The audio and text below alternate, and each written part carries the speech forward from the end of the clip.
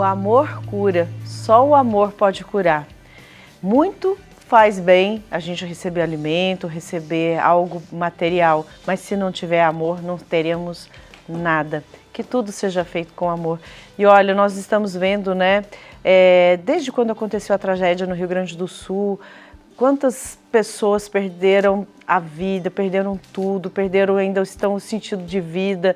É uma situação tão triste e ainda continuamos, né, gente, com ajuda, continuamos nesse processo de solidariedade, continuamos olhando para essas pessoas e acompanhando.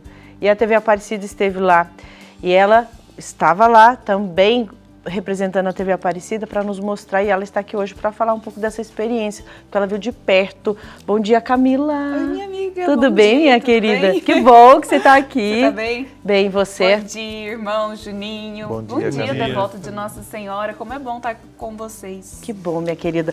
Conta pra gente, Cá, quantos dias você passou no Rio Grande do Sul para fazer a cobertura das enchentes? Dani, nós ficamos lá cerca de 8 dias, uma semana, entre o deslocamento até o interior, depois Porto Alegre e o retorno. Então, cerca de 8 dias nós ficamos rodando ali desde o Vale do Taquari até a região metropolitana de Porto Alegre, cerca de 8 dias vendo um pouco daquela realidade. Como que foi chegar lá? Então, a gente foi de carro, porque no período que nós fomos, o trajeto via aérea ainda estava bem complicado. Então, nós fomos de carro até Florianópolis, dormimos em Florianópolis e depois a gente seguiu de carro até a cidade de Montenegro. Então, a gente foi 2 dias para ir, 2 dias para voltar, mas de carro. E alguma dificuldade nesses trajetos? No trajeto não, viu? Porque a gente foi, assim, a gente pensou que as estradas iam estar bem complicadas e tal, mas não estava com nenhum problema de deslocamento, as estradas estavam fluindo. Em alguns pontos havia muita lentidão por causa das barreiras, enfim. Então, em alguns pontos tinham muita lentidão. Mas fora isso, a gente conseguiu chegar, ter um acesso tranquilo. Claro, a gente teve que fazer alguns desvios, mas foi tranquilo para chegar até lá, sabe? Das cidades mais afetadas, quais que você visitou?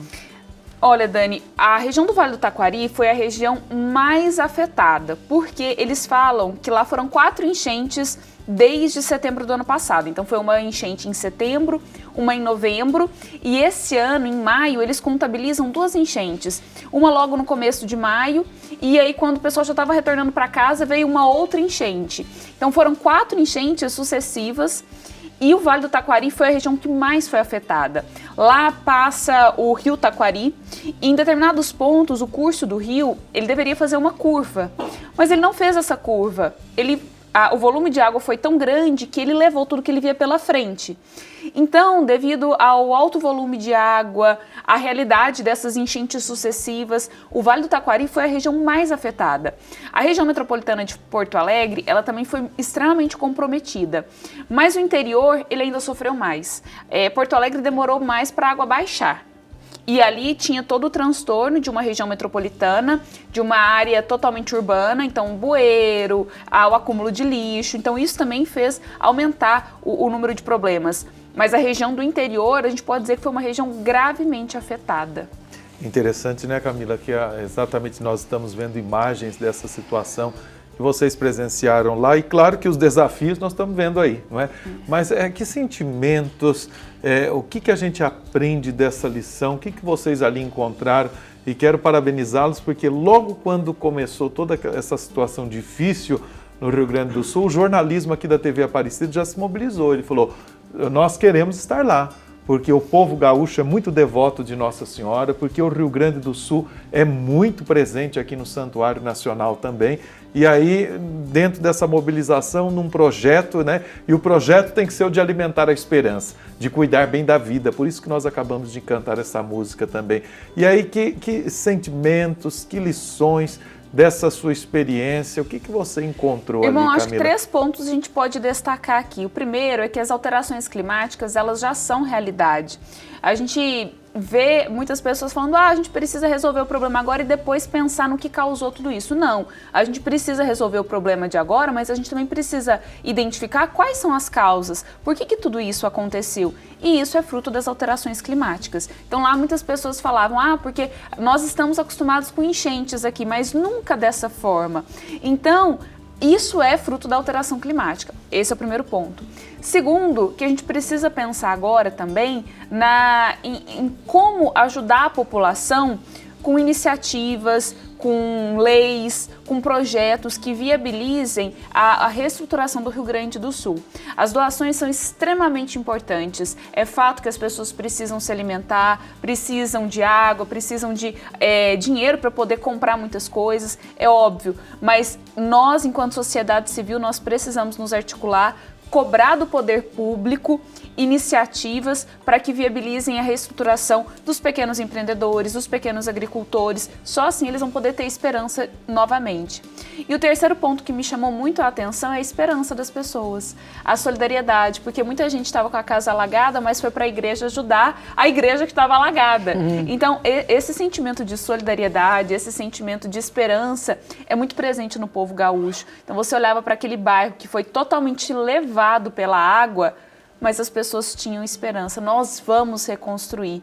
Então, isso é uma lição para a gente. Ô Camila, eu acompanhei você entrou várias vezes no Benção da Manhã, né, durante a programação da TV. A gente está vendo algumas imagens, eu lembro de você entrevistar uma senhora que ela não tinha voltado para casa dela ainda, que era uma curiosidade. Como que a pessoa começa a ver a água subindo e que momento que ela decide, eu preciso ir? Né? Porque você sempre fala, agora ela vai parar. Não, a água continuou subindo, né? E aí eu queria saber de você, qual foi o maior desafio para você realizar esse trabalho lá? Dani, é sempre um desafio quando a gente se coloca no lugar do outro, né? Que eu acho que o lugar mais difícil que tem no mundo é o lugar do outro. E a gente se colocar no lugar daquelas pessoas, porque você fala assim, mas eu não queria sair de casa. Muitas vezes a gente julga, porque a pessoa não saiu de casa. Mas sabe a dor que é você deixar tudo para trás? Quantas pessoas falaram pra gente, nossa, as únicas recordações que eu tinha da minha mãe era o álbum de fotografia e o álbum foi levado. Então, pequenas coisas que a gente tem apego, são apegos materiais, mas todo mundo tem. Não vamos ser hipócritas de falar que não tem, porque todo mundo tem. Então, assim, você vê aquelas pessoas que perderam tudo. A gente tá falando de uma casa, né? Exatamente. A gente tá falando de um lar. A gente tá falando de anos. Não é dizer assim, estragou. Não é um detalhe, não é onde uma pessoa né? habita. Onde ela dorme, onde ela e acorda, anos reúne. De construção, exatamente. De sonhos, de projetos, de abdicação de muitas coisas para construir aquilo. Então, eu acho que o maior desafio foi a gente ter uma estrutura psicológica para poder ouvir todos aqueles relatos e entender que a gente pode fazer alguma coisa por eles, sabe? O psicológico diz muito nessas realidades, o emocional diz muito. Então, acredito que o maior desafio foi ver toda aquela realidade e manter a fé, manter a esperança com uma mensagem positiva, porque nós, enquanto canal de Nossa Senhora, nós fomos até lá para levar essa mensagem de esperança. Então, manter a esperança vendo tudo destruído foi um grande desafio. E qual foi o momento mais difícil para você, particular, assim, que você considera o mais difícil? Olha, foram vários episódios, mas teve um que me chamou muito a atenção. Na cidade de Canoas, nós chegamos numa casa que é um casal de senhores, eles tinham acabado de retornar para casa, então o rio ainda estava próximo, mas eles já estavam voltando. Eles tinham acabado de chegar na casa e estavam fazendo toda a limpeza. E ali eu percebi que tinham muitos alimentos, muitos sacos de arroz, farinha, tudo, que eles tinham acabado de fazer a compra do mês quando a casa foi alagada. E ali, aquela senhora falando o quanto ela perdeu tudo, o senhor de 70 anos tentando fazer a limpeza. E aí eu perguntei pra ela, eu falei, o que você não perdeu aqui? Aí ela virou pra mim e falou assim, eu não perdi a minha dignidade, porque eu vou recomeçar toda a minha vida. Nós somos um casal de idosos, nós vivemos da aposentadoria, mas nós vamos ter a dignidade de voltar para nossa casa e reconstruir. E aquilo mexeu muito comigo, porque eu olhava ali próximo, eu vi muitos animais mortos. Cachorros, gatos, ratos, enfim, é uma realidade onde tem a água da chuva, mas tem também a água do bueiro, tem a água do esgoto, enfim, é difícil, vem, né? O cheiro, o mau cheiro muito forte. Mas você olhar para uma pessoa naquela situação e falar, eu não vou perder a minha dignidade, isso é muito profundo, sabe? Uma situação tão crítica, né? Exatamente. Então, isso mexeu muito comigo, sabe? Foi um episódio que me marcou e eu acho que eu levo para que a gente não pode perder a nossa dignidade independente do que aconteça, sabe? E leva isso para a vida pessoal, profissional também, né, Camila? Quantas experiências. Me lembro de você também contando de uma pessoa que perdeu tudo de novo. E em setembro isso tinha acontecido, isso acho que na região do Vale do Taquari, não é? Isso. Então, olha, alimentar a esperança, né? Cuidar da vida, é o milagre do amor, é o milagre da solidariedade, é o milagre da partilha. O Santuário Nacional enviou uma doação para o Regional Sul 3 da CNBB, que compreende as dioceses e arquidioceses do estado do Rio Grande do Sul. Nós aqui fizemos aquela bonita Hora Santa da Esperança na última quinta-feira. As TVs de inspiração católica na sexta-feira também fizeram um momento de oração, de bênção, para levar essa esperança também. Tanta gente se unindo, né, em torno dessa causa. Mas a presença da TV Aparecida lá também foi para a gente, mesmo nas tragédias, percebemos situações de muito sensacionalismo, né? Como algumas pessoas têm a capacidade de aproveitar-se dessa situação. O espírito do mal, que a gente falava outro dia, né? Tem o Espírito Santo, mas tem gente que não se permeia desse espírito.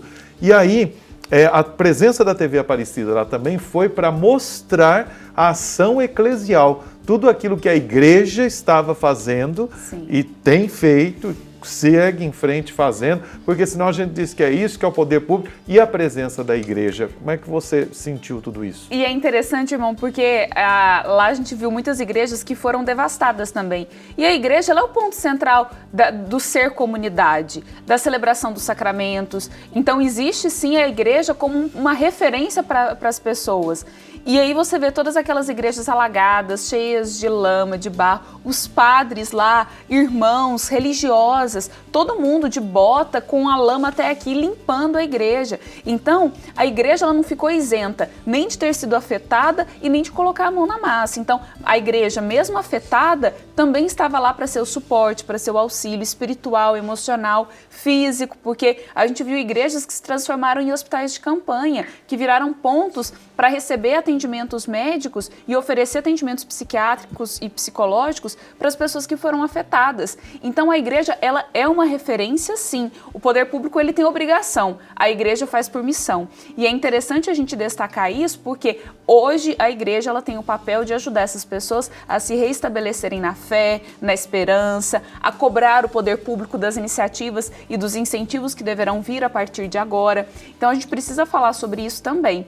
E aí aqui eu já quero dar um spoiler, porque nós fomos para fazer as entradas ao vivo, mas também para gravar um material dos desafios da igreja. Porque a proposta dos desafios da igreja é mostrar a atuação da igreja em diversas realidades. E lá, acredito que tem sido um dos maiores desafios da igreja dar esse suporte material e espiritual para as pessoas. Então, no final do mês de junho, a gente vai exibir um documentário que nós gravamos lá, mostrando toda a articulação da igreja, não só no apoio espiritual, mas também de voluntariado, material, de tudo aquilo que as pessoas precisavam e ainda precisam. Então, no final do mês de junho, tem um documentário para falar sobre isso. Olha que bom, novidades vindo por aí, então. Mais desafios a serem mostrados, porque precisa ser falado, né, sobre isso. Exatamente. Muito bom. Camila, parabéns. Obrigada. Minha amiga, olha, você traz essa realidade, você mostra, isso me emocionou muito numa das entradas que você fez, falando uma realidade, de uma situação lá, de uma maneira muito humana, muito próxima. Isso ajuda muito a gente compreender melhor, como você começou a entrevista aqui dizendo, saber o lugar do outro, né? É transmitir o lugar do outro que é difícil, isso você conseguiu fazer. Obrigada, minha amiga. Parabéns, viu? Obrigada pelo espaço. Parabéns para vocês, Camila. Foi você, o José Cláudio e o Tim, Luiz Henrique. Nós somos numa equipe de 3 pessoas. Foram de carro, 4.000 quilômetros. Ao todo a gente rodou quase 4.000 quilômetros. E aqui é importante tenha levado a gente muita esperança, destacar a missão da TV Aparecida, Sim. né? A TV ela não está omissa, a TV está presente nessas realidades. Então a gente sabe do esforço que é para todo mundo estar presente lá, não só para quem foi, mas para quem fica na base de suporte também. Então é a missão da TV estar nesses lugares também. Muito bom. Graças à família dos devotos, né, Dani? Graças à Muito família obrigado, dos Camila. devotos. Boa semana, Que bom faz trabalho. acontecer, né?